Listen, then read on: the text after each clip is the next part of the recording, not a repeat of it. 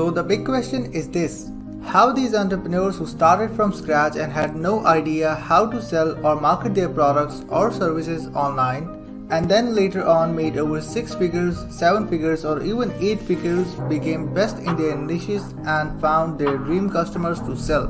My name is RJ Ahmed, and find this all out in our Interviews with Entrepreneurs show. I interviewed these entrepreneurs and tried to pick their brain of how they actually did that and how they took their business as well as their life to the next level. This podcast is all about the entrepreneurs who strive so hard to become super awesome in their niches. Welcome to Interviews with Entrepreneurs.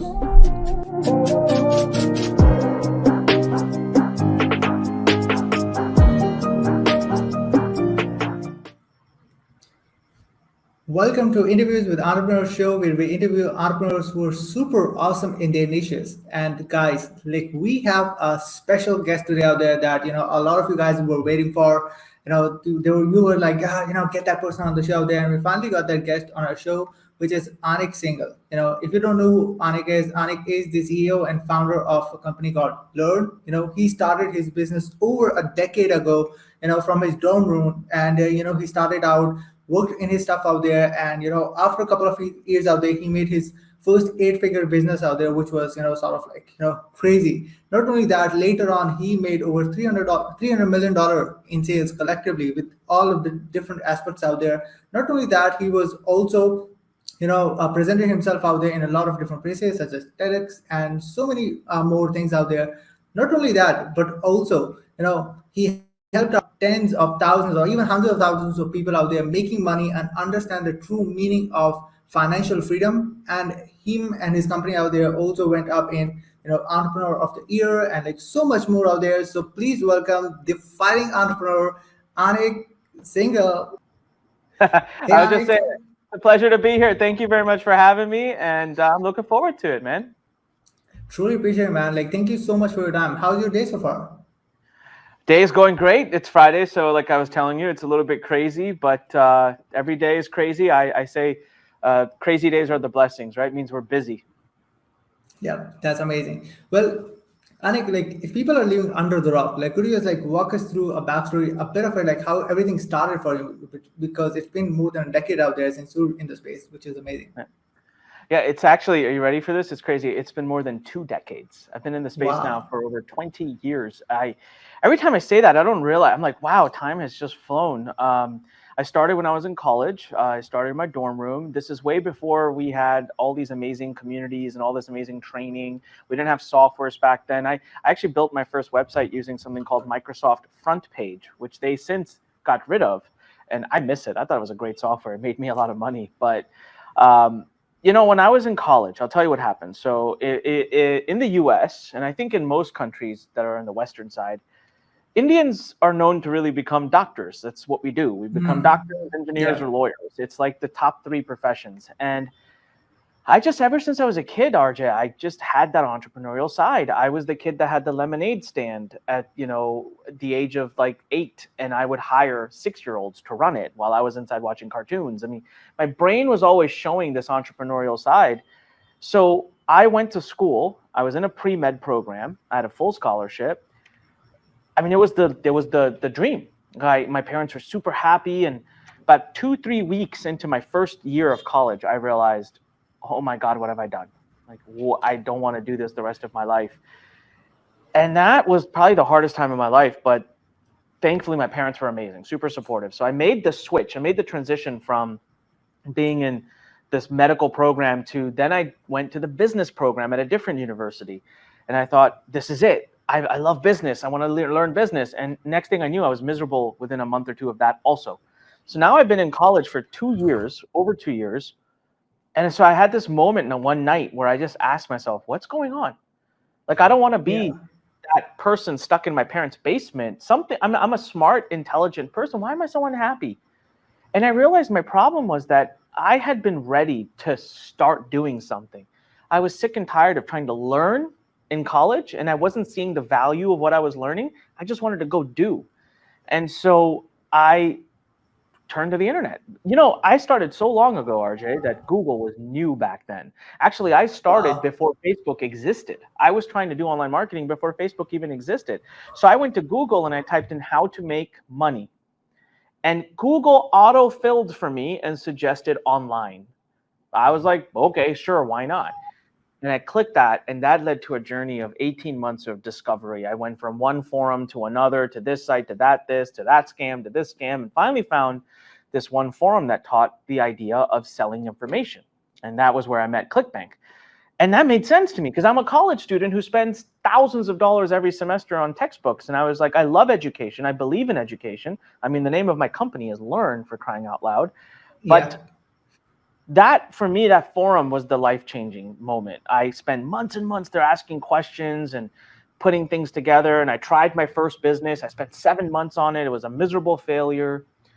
But in that process, I learned all the skills. I ended up learning how to get a website up. I ended up learning how to write copy. I ended up learning how to run a Google ad. I ended up learning how to build a members area, how to write a book, how to do a cover design. I didn't know how to do any of this stuff. But hey, sometimes necessity is the mother of all creation, right? Like it made me do it.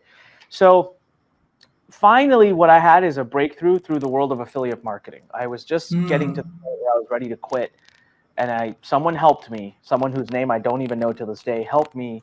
I made my first $300 one night by just promoting a software as an affiliate, and I never looked back after that. From there, then I started doing consulting, and I made so much money in consulting. So before I even graduated college, I was actually making over $1 million a year. And I didn't know what the heck it was just blowing up. Everything was growing so fast. And so then I started really building a company, and I started launching products and teaching, and then in 2008, 2009, it all fell apart, and I fell $1.7 million in debt. And it was another miserable part of my life, and I had to fight my way back from that. And around that time, I used to come to India a lot. I had a whole office in India, in Mumbai, India, and I climbed back from that, obviously bigger and better, bigger and better. And then as every entrepreneur will face, every so many years, I find every entrepreneur has like a 7 to 10 year cycle.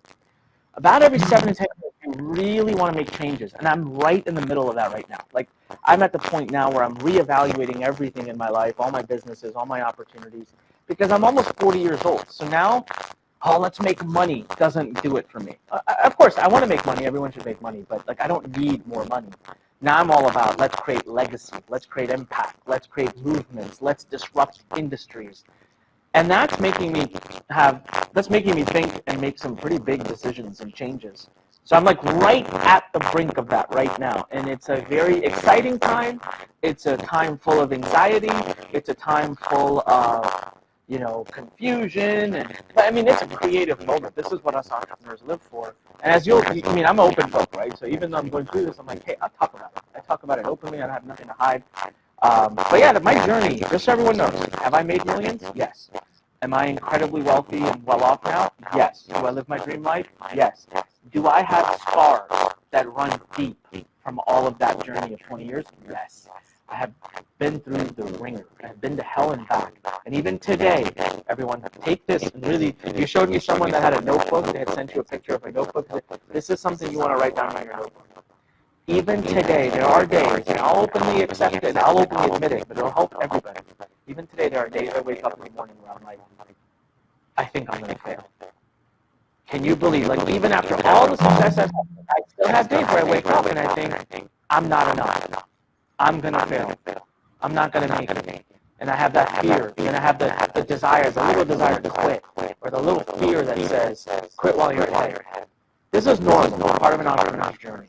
And it's something that will never go away. And I promise you, Elon Musk wakes up with that same feeling just as many times every week or every month.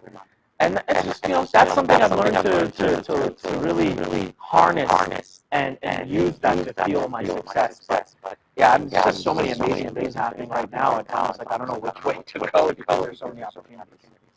Yeah, that's definitely an amazing story out there, showing the vulnerable side out there, like how things started for you, how it went up, how it went down, and all those things out there. And there's so many things relatable to me particularly out there as well, especially the starting phase, because I believe that I'm in that current phase where I'm a student and I'm in this online space right now, and all of those things out there in particular, which is sort of like amazing.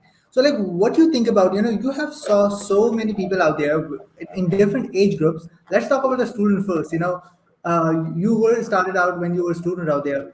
What it actually takes for a student, particularly who needs a leap of faith to just go and try something else when he is not interested of what's going on with the current situation. Question you asked me advice, or what would I say to new students who are starting, who are looking for success. And I will tell you that I have enough to say on this topic that probably last an hour. Here's what I find with people that are looking to make money online, that are looking to study it. And I take full responsibility in, our role as the teachers of brewing this misconception. So this is going to be some real talk. And I take, like I said, I take our full responsibility, and I'm going to work on correcting it now.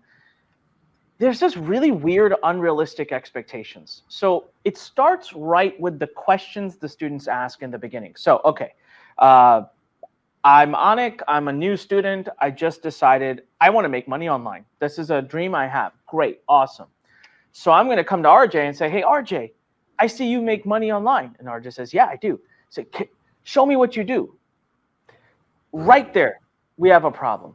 And the problem we have is we don't use this kind of thinking in our life. So for example, we are in high school and we decide we want to go to college. We have to pick a profession. We do not go to our friend RJ and say, hey, RJ, what are you going to study in college? And RJ says, computer science. Oh, great. I'll do computer science too. No, on that moment, we sit back and go, computer science is not for me. I don't really like coding. So that's good for you, RJ. I'm going to go find what I love to do. I'm going to go find what I want to do. True. Right there. People treat making money online like it is a magic act. And the problem is, it is not. It is a profession. It is a career. It is a truly deep decision. It is a marriage. It is a relationship you're going to have for years and years to come. You wouldn't just see your friend. You're not going to go to your friend and say, hey, can you point to a girl that I'll marry? Because you have to spend the rest of your life with that person. You have to wake up every morning. You have to see them every night. You have to spend the whole day with them. You better make sure you like them. You can deal with them. You enjoy them. So you date them for some time. And I look at a business and I think, why don't people do that? Why does it matter what Anik is doing or what RJ is doing or what so-and-so is doing? What do you want to do? What are you good at? See, for me, I love teaching. People think I'm great on video. I was always great on video. I wasn't. I was the shyest person you would ever meet. But I got to be good on video because I love teaching. And I realized that being on video was important to my ability to teach. But does that mean that everybody listening to this podcast loves teaching? No. There are a gazillion ways to make money online. You could sell.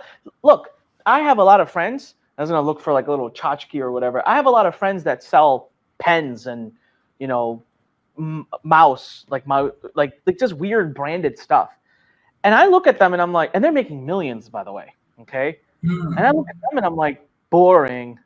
Like, I don't want to sell this stupid little tchotchke thing that you're doing, but they're making millions and they're happy. They love it. They look at me and they're like, we don't want to work as hard as you do. You're on camera like 6 hours a day. And I'm like, yeah, I know. It's great, isn't it? And they're like, no, it sucks. So the biggest thing and the biggest reason I see students fail a lot in the beginning is because you're chasing the wrong target to begin with.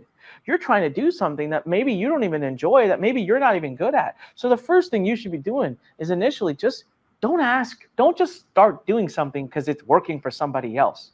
I mean, if that's the case, then why don't you go build buildings because you know a lot of builders that are really rich? Why don't you go start a telecom company because you know a lot of telecom billionaires? Why don't you go start Tesla? Right? Elon Musk has made billions of dollars by building electric cars. Go ahead, do that. That people will say, that's ridiculous, Anik. It takes too much money to do that. No, Elon Musk didn't have any money. I mean, he had very little money relatively, but he had a deep passion.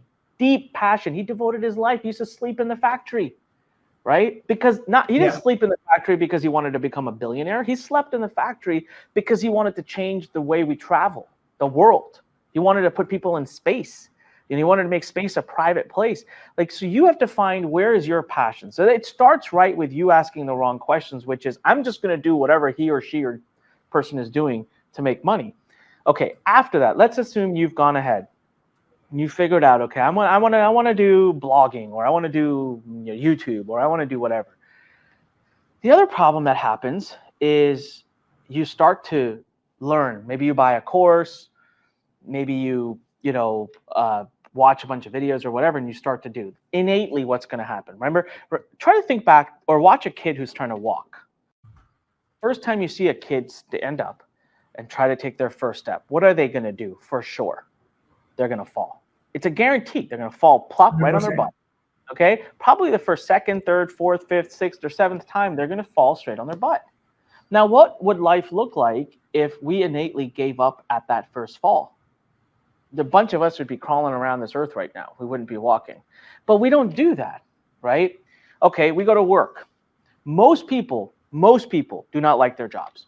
Most people do not like their bosses. Most people do not like their commutes. Most people feel trapped. Yet every morning they get up the same time, they get to that same job at the exact time they're supposed to be in the office to do the very tasks that they complain about the rest of the day, and they report to that very boss that they don't like. Yet the first time we hit the slightest challenge in our business, because we have to upload a video to YouTube and we can't figure out how to make a thumbnail, and we're watching some videos and it's too frustrating, and you know what, I asked RJ and he didn't answer my question and he's ignoring me, and then I messaged Anik and he's ignoring me, and it's all RJ and Anik's fault. They're not helping me. They're just making all the money for themselves. They don't care about me. I quit. And it's like, you hit a challenge and you quit. Well, then heck, you should not be in business, because you're going to hit a challenge every day for the rest of your life if you want to be in business. So I see this all the time. I see it that in life, that very same student faces challenges every day and they push through it, they deal with it. But in business, all of a sudden, they have this weird mentality, which is the minute they hit a challenge, it's somebody else's fault. It's somebody else's job to fix the challenge for them. They will sit back until it is solved for them. And when it is not solved at all for them, they will cry, complain, quit, and be on their way to the next thing, where they will do the exact same cyclical process. And then 5 years from now, they'll ask, why is it that RJ and Anik are so successful and yet I've not made it?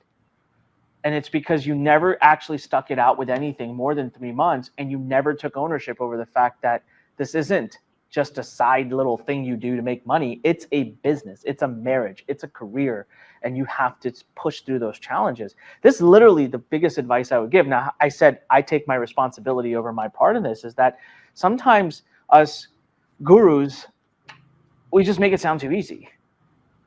And we do that because we want to inspire. We do that because we want to motivate, but then we set up these false expectations, and unfortunately, down the road, it ends up hurting the student. And so, for me, it's very frustrating. I mean, when I see a student who's upset with us, who'll say, "I've been stuck at this stage for so long. I've been asking for help, and nobody's helping me." I'm like, "Well, what else have you done?" They'll look at me like, "What do you mean? What else have I done? I pay Learn. Learn should fix this." I'm like, "No, hold on. You're having this challenge. You've been waiting for us to fix it for you for 3 weeks, which isn't something we even promised to do. But in those 3 weeks, have you watched a single YouTube video? Have you posted at a forum? Have you called a friend? Have you gone to Upwork, to Freelancer, to Fiverr? Have you been creative in finding a solution?" They're like, "Well, I shouldn't have to do all that." Well, you shouldn't be in business, because you're going to have to do all of that for the rest of your life if you want to be in business. That's, in the end, that's what an entrepreneur is, right? They're problem solvers. And if you're not a problem solver, you got no business being an entrepreneur. So that's like my whole little rant about it. And I started by saying, hey, before I yell at everybody, like, we have a role in this. Like, we need to fix how we present opportunities to people. But then people also need to receive these things differently, and they need to see them all the way through. Wow. Well, this is actually amazing, and one of the reasons out there why I really liked your answer so much is because there was so much transparency to it. And I 100% agree for the fact a person have to take ownership out there when they're getting into the business for all of the current situations happening. But on the other side, what you mentioned, which is also sort of like a critical, and what most people don't understand, is they get influenced by the people who are already sort of like successful. And they're like, they felt it like, they made it easy. and and they're like, oh, it's just push of a button, they're going to make like hundreds of thousands of dollars out there. They had the perception now been created, and you address that in in a astonishing way, which is amazing. So talk us about, I remember, you did a film as well, which was Lethal Commission. You were an actor as well. So I want to talk about, was acting something particularly that helped you out in in being in the entrepreneurship in general? Like, was there something or some characteristics, some traits that actually help you out being consistent in the space particularly? Yeah, so I'm not an actor by any means. I'll tell you why I did the movie.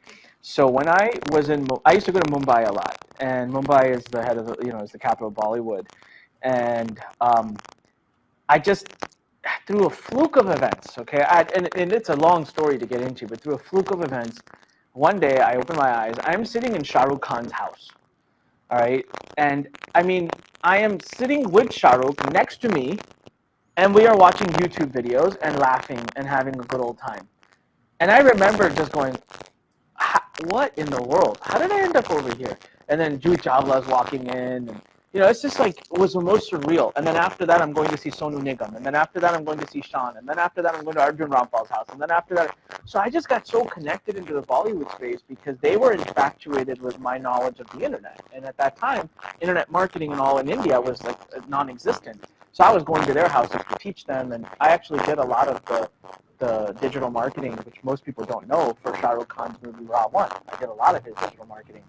And actually, at the same time, I decided I hated working with the Bollywood space because it's a very dirty space, and there's a lot of people there I just got tired of dealing with. So, but in that time, I got connected to a lot of directors, and cinematographers, and action directors. So what I was saying is the whole acting thing started. I just ended up making all these connections, right? And back then, I used to make a lot of sales videos to help promote our products and software. So one day, I just thought, how cool would it be if we made a movie? Right? Like, no one's ever done this before. So one thing about me, RJ, that you'll get to know if you meet me is I'm all about experiences. I feel like my life should be full of like really unique experiences. And I always use this analogy. I always say, one day I want to be a grandpa with the kid sitting on my lap, and I'll say, let me tell you about a time that I made a James Bond film. And the kid will be like, you're lying, Grandpa, you didn't do it. I'll say, oh yeah, you don't believe me? Here, let's go watch it. Let me tell you about the time I hung out with Shah Rukh Khan. Let me tell you about the time that I, I've done so many crazy things, just did this or did that. And so, especially when I was younger, it was all about experiences. So I had this idea. And so now one of my friends in India was a script writer, and he was looking for a break. So he wrote me a whole script, and we called it Lethal Commission. It was all about, and my favorite movie at the time was James Bond's Casino Royale. So I wanted to make a spoof of that movie. Every guy's dream, right, in life is to play James Bond. Every guy's dream is to shoot a car and watch it blow up. And so I was like, I want to do all of those things. And I ended up being, one of my really good friends in India was a scriptwriter. One of my really good friends in India was a director, but he was a director of ads. And he hadn't had a break in films yet, but he knew all the people. So I put the script together, and I went to Hollywood to a production company, and they gave me a quote for like $18 million to film it.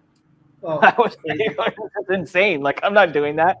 So we go to India, and I talk to my director friend, and he's like, listen, cash, we're not going to pay for any insurances, and we're going to do some jholbaz, we're going to do some hanky-panky, but I can get this done for you very cheap. So I filmed an entire movie with a crew of 120 people in like 8 days for like $70,000, okay? For me, that was like, what an experience, right? We had I had my own van with my star on it, with my name. It was like the full experience. We have some crazy stories from how we snuck into Film City, blew up a car, and then ran out of it because we weren't supposed to be there. Like, and then cops were looking for us, and we're like hiding. Which I hope the government's not watching this right now. But that was supposed to be an experience, and as a sales video, that project completely flopped. But it became a 45-minute movie. And the craziest moment I remember is in India, it's a big thing to be on page 3. It's like a page 3 actor, page 3 this, right? So I remember I was sleeping in the hotel. The movie was not out yet. We were filming, and my friend, he surprised me, and he started calling media. and he was giving them this whole story of like this American entrepreneur is in Bollywood filming a movie and yada, yada, yada. I did a whole press. I remember doing a press show. There was press there. It was super weird. Okay. And the next morning, my phone is ringing, and I'm like, oh, what? I'm tired. I was filming till like 3 a.m. And I finally turn around and look at my phone. It's like, I have like 35 missed calls. I look at it, and I call my friend back. He's like, open up the Times of India right now. Open up the Times of India. I said, what's going on? He's like, open up the Times of India. So I like ran downstairs in the hotel lobby, grabbed the paper, and I flip, and I'll never forget this. I'm actually on page 3, a picture of me, and next to me is Shah Rukh Khan. Wow. And he was like, he's telling me, he's like, you idiot.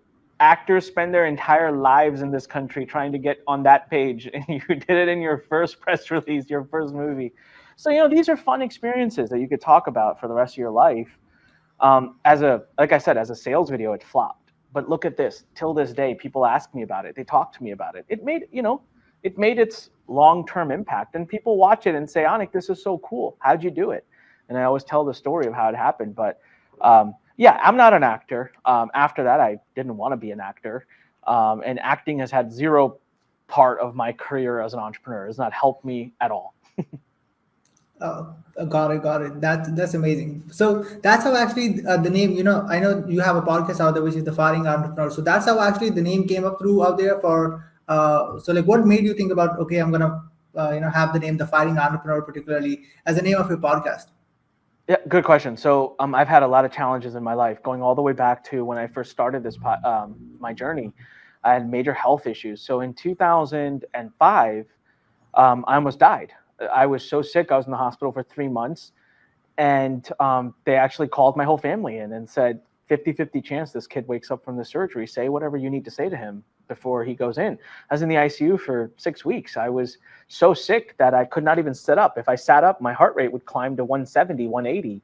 So I had to stay flat. I was getting 3 pints of blood transfused into me every single day to stay alive. And you know what I was doing? I had so back then there was no iPhone or anything. I had a BlackBerry phone.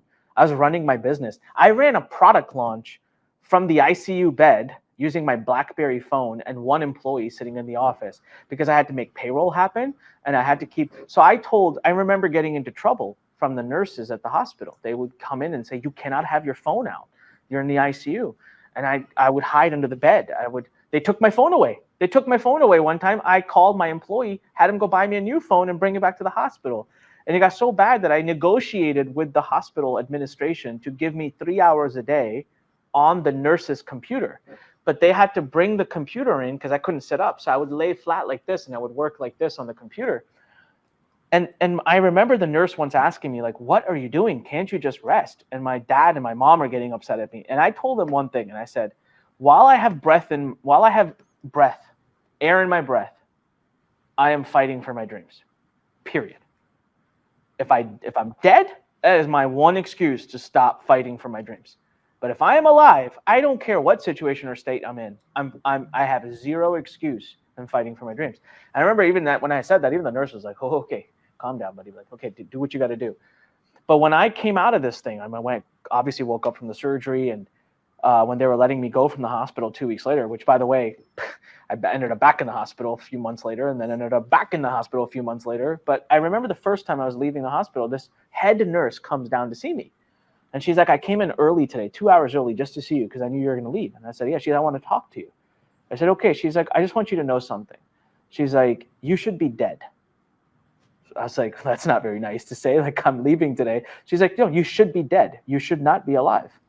She's like, and I just want you to know that neither the doctors, the nurses, or the surgeons saved your life here. She's like, it was you. She's like, I have never, and she was an older nurse, right? She's probably retired by now. And she said, in my entire years and years of being a nurse, I have never met a person in my life that had the will to live and to will to fill every moment of their life the way you did. She's like, you saved yourself because you weren't ready to die yet. And I those words have stayed with me since then. So I've had so many challenges, RJ, that I don't have enough time to express to you today.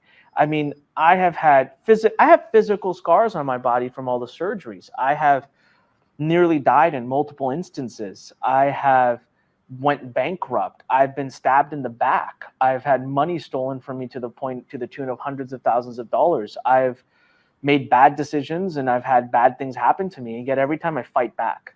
And so that's where the name came from. I'm the fighting entrepreneur, because I think every entrepreneur needs to have a certain level of fight in them, because the world's going to push back. And that's my message to students, is just that you can't just stop when you hit a challenge.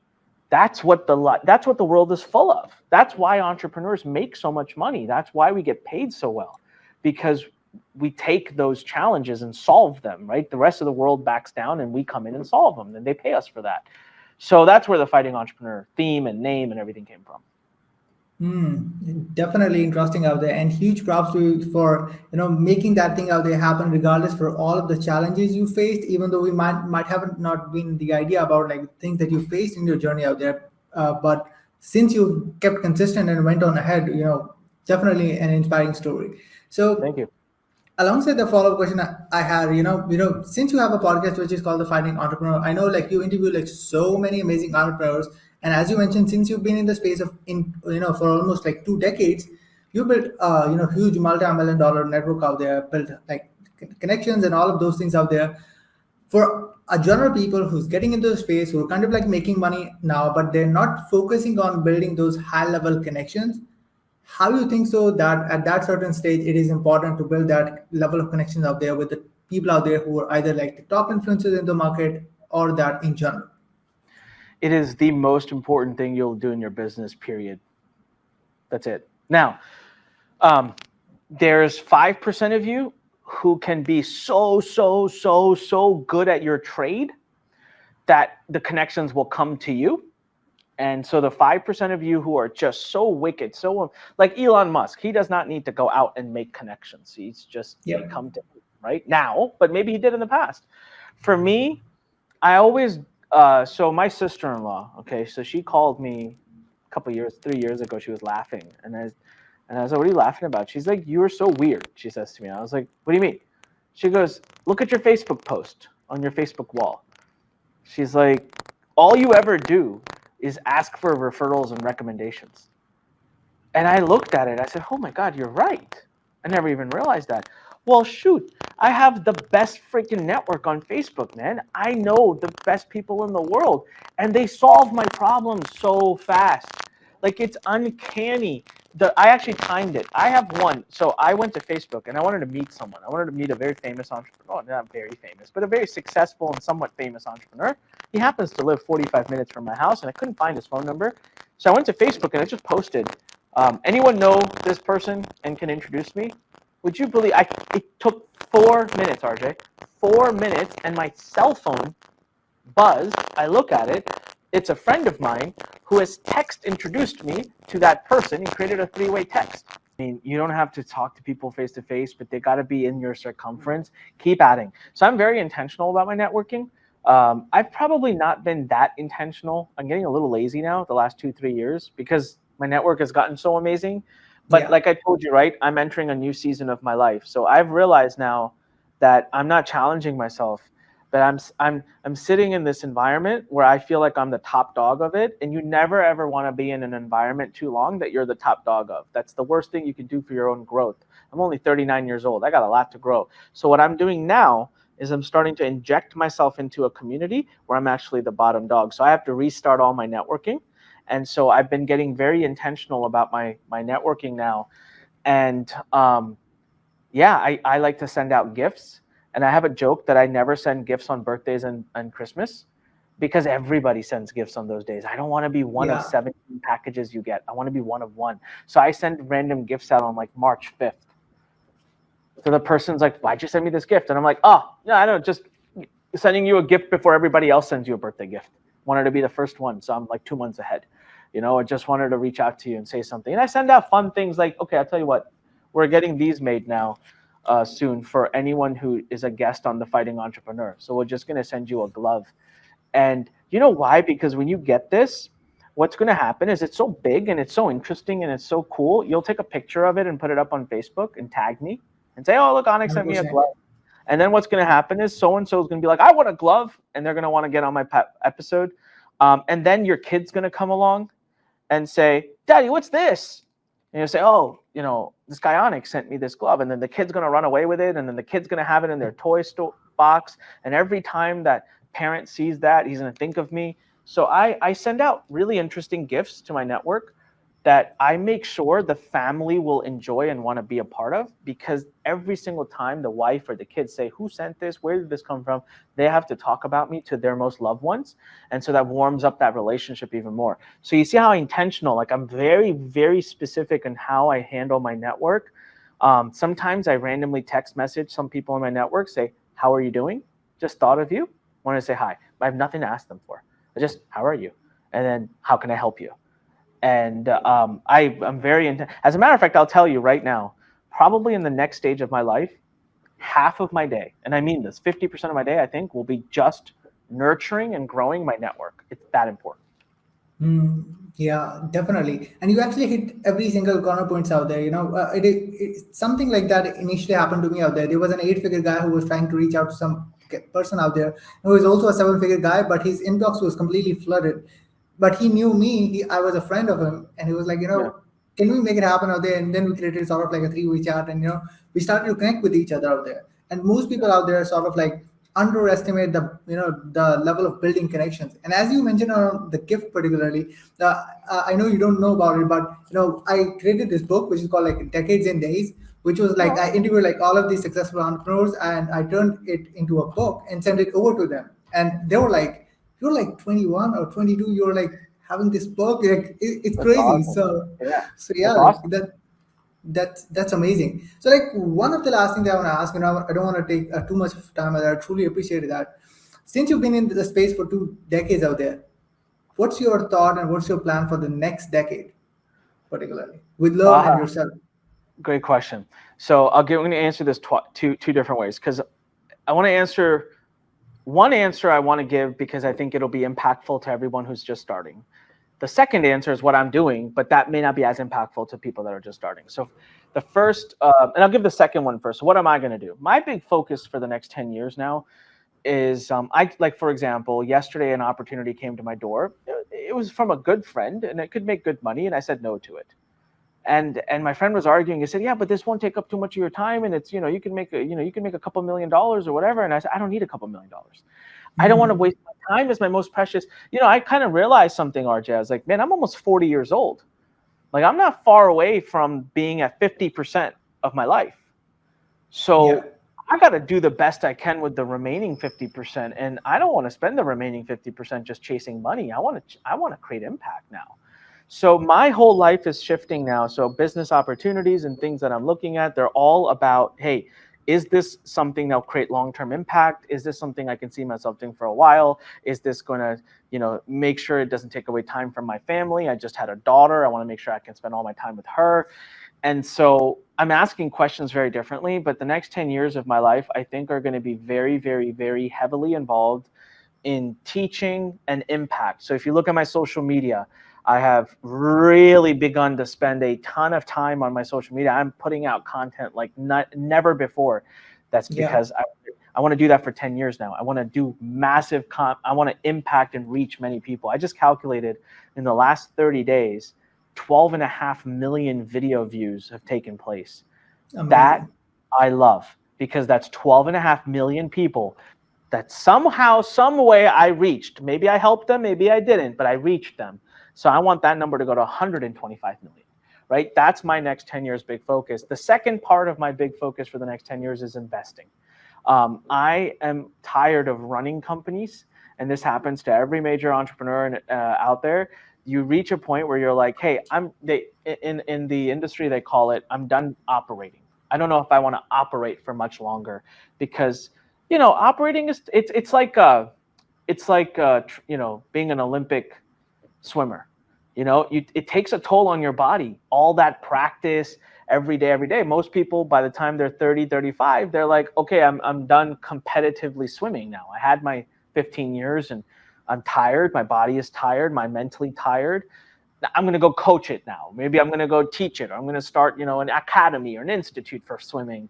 And so I think that same way entrepreneurs reach a point in their life when they've had enough success and they feel like they have enough money, that they're like, hey, I don't want to operate businesses now. I want to invest in businesses. I want to invest in teams. I want to build teams. I want to guide and coach and be on boards. And so I'm kind of starting to reach that phase. So over the next few years, going to pivot more to an investor. So if you read Rich Dad Poor Dad, I'm starting to reach the I stage of my personal career. But now I want to answer this question in a way that everybody else could maybe benefit from. If I could go back to the 25-year-old myself and give some advice to the 25-year-old myself, there's a few things I would teach myself that if I had taught myself, I believe today I would be worth at least, if not more, I would be worth at least 10 times what I am today. And I mean this, it's like as serious as I could be. Advice number one, invest your money as much as you possibly can. If you are making money, if you're making $10,000 a month, you take 2 of that and you save and you invest it. I don't care if that means you can't buy that fancy car right now. I don't care if it means you have to wait a little longer to take that vacation. Take a good sizable chunk, enough of a chunk that it makes you uncomfortable. If you're making 100 grand, you take 40, 50, 60 grand of that and you make an investment in it. You buy real estate, you buy index funds, you buy, I don't care what it is, but you buy safer. I don't go for things that are going to 10x or 20x. Look for the things that are going to give you the 10 to 20% a year return. I love real estate. So if I could go back to the 25-year-old myself, I'd slap myself across the face and say, start buying real estate, because that's a huge missed opportunity. Number 2, pick one model, pick one business, focus. Stop trying to do everything that everyone's doing. You pick the one thing you love and you become so damn good at it that nobody can touch you, but that's one thing, okay? Number 3, pick a business idea that matches these 3 criteria. They're very simple. They would have changed my life. Number 1, simple. Your business idea cannot be complicated. If you cannot explain me your business idea on one napkin and in about 10 seconds, if a layman person, so let's say your uncle or aunt or cousin asks you, what do you do? If you can't explain your business to a layman person in 10 seconds, it's too complicated. Don't do it. Number 2, make sure your customers get results. I cannot stress this enough. And this is the one weakness of the information marketing world, that we can sell a lot of courses, but we seem to take no responsibility over whether the students take those courses. It's because we feel, well, I can't impact them. Like, it's their choice. Well, let me give you a selfish reason you should change that mindset. The more of your students that take your course and actually see success from it, the more and the faster your company is going to organically grow. But if your end users don't actually finish your product, take your product, and get success from it, you will not organically grow. At some point, it could be a year, 5 years, 10 years, 20 years, your business will come to an end. It's a guarantee. I'm writing it in stone. So if you are selling information or content or any product right now, and you are like, hey, a majority of my customers don't actually even take it, they don't get success from it, pivot. I'm not saying stop selling information, but why don't you maybe start giving away the information for free and charge for implementation? But whatever you do, start making sure your customers are using it. Think of it this way. Apple would not be nearly as successful as it is today if every one of us who bought an iPhone never used the iPhone. Yep, 100%. Hey, we love our iPhones. This is why we buy more and more Apple stuff. So that's rule number 2 of a business. Make sure your customers are using and succeeding from your products. And rule number 3, which is a little bit unique, is make sure your business is staffable. This is an area where I faced a lot of problems. Becoming a big publishing company is one of the toughest businesses in the world to build, because it is a very difficult one to find great staff for, because I need staff that's already been and worked at companies that are bigger than mine. Well, guess what? There's not very many companies bigger than mine in this industry. Yep. So it's very hard to find people. So what I say is build a business. Like, I can build a SaaS company. There's thousands upon thousands of people that have worked at SaaS companies. So make sure your business is a business that there's a lot of people out there that you could hire to eventually run that business. So those 3 rules is what I would teach myself when picking a business model. That plus taking all the money I make and investing as much of it as I could, and I'm telling you, I'd be worth 10 times as much today. Wow, this is like a crash course for the people out there who want to actually understand this on a short-term perspective and also on a long-term perspective out there, how they can, start their business and sort of like stay consistent and, stay relevant for the long term. Well, Anik, that was an amazing podcast out there. Thank you so much for being on the show today. It was definitely an honor and definitely a mind-blowing podcast out there. And yeah, guys, thank you so much for watching. We're definitely going to see you guys in another episode. Until then,